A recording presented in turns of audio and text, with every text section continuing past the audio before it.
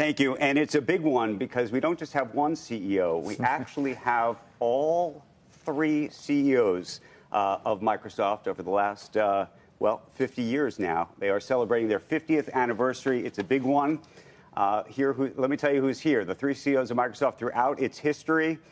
Bill Gates is here, the founder of the company, of course, Steve Ballmer and Satya Nadella. This is a great moment to talk about the last 50 years of Microsoft. That's why I flew out here.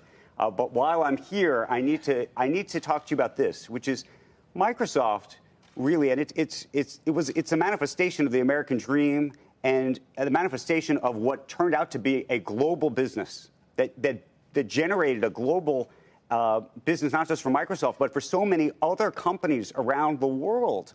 And so on a day like this, when everybody's trying to understand what they're supposed to think about these tariffs, not just the impact on Microsoft or others, but I'm curious what all three of you think of this and what you've been thinking over the last 48 hours.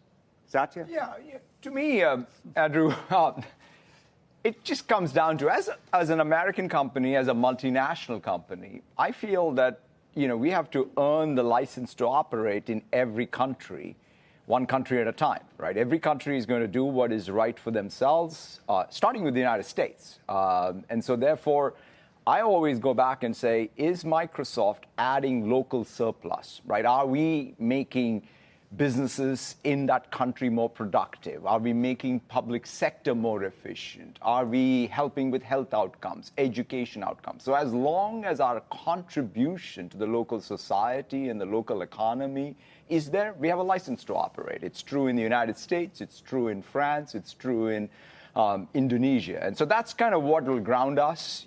These things, whether it's trade and so on, will come and go, but we're very But will it come and go, and is it going to change your own plans? I mean, this is a company that's broken down barriers itself around the world. And so, and now the United States is putting up a big barrier that's going to change, I imagine, the economics of your business, the economics of your client's business. You're going to be buying or not all sorts of computer equipment and other things to build out data centers? There are two ways to look at it, right? One is the short term, then the long term. In the short term, I look at it and say, whatever happens, whatever readjustment happens, we are, for the first time, really supplying what is the essential non-durable commodity called intelligence. The world has never had this, right? When Bill started in '75, software was the thing, right. And today we have a more essential, and it's non-durable. Like, nobody's going to get up in the world anywhere and say, hey, I need less of it, I need more of it, and I need it daily. So we'll see how all that shakes out. The second thing is, 50 years from now or 25 years from now, what is the one thing you can be guaranteed of?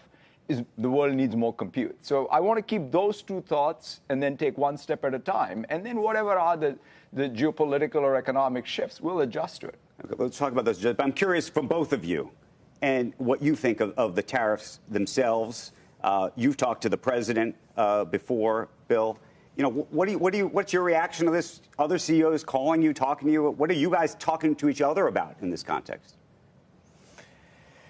I'm not that expert on what the economic effects are going to be. So far, it's just on goods, but, will it eventually be on services? Who knows?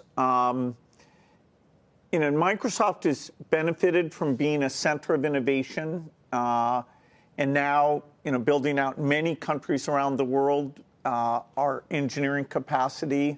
So I'm sure that we'll adjust. I'd say the biggest trend in the world today, even beyond the complex geopolitics, is the arrival of AI.